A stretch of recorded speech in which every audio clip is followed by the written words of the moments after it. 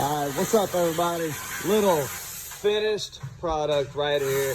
Guy came in the other day, right here. That stack he had hit. It was a curve, so it was bent.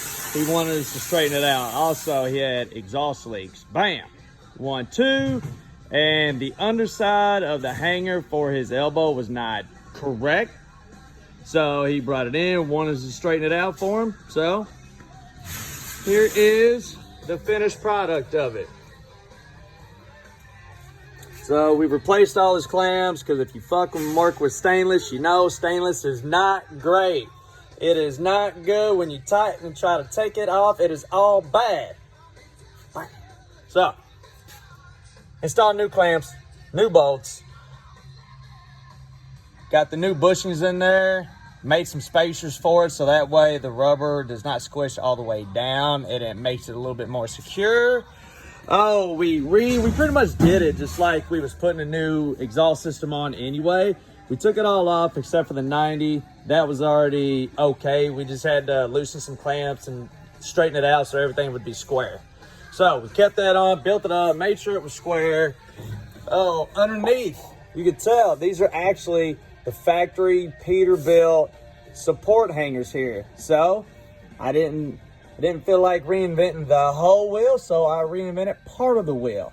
So we just made a new drop bracket, because the other one was only about a 4-inch drop. It was about right where my finger was. So that was no bueno, because right here there was just a big gap of the clamps right there, where there was about 4 inches of a gap in between there, and they just replaced it with a long bolt.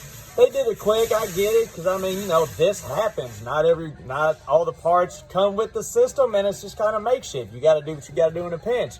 But here it is. Instead of selling him a whole bunch of stuff and a whole bunch of parts and reinventing everything, I used what he had, dropped it down, made it longer, and then there it is. It all works.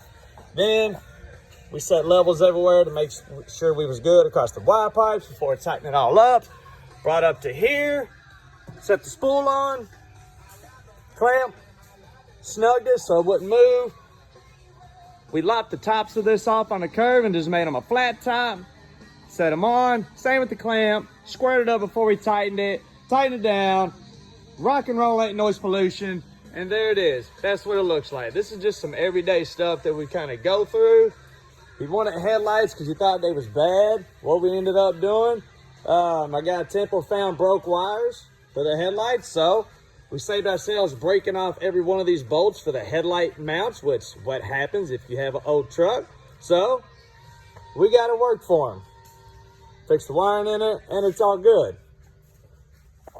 And that's the end of that job. That's another one out of the way. You don't need to see his license. Don't worry about it. Thumbs up. All right, y'all. We out.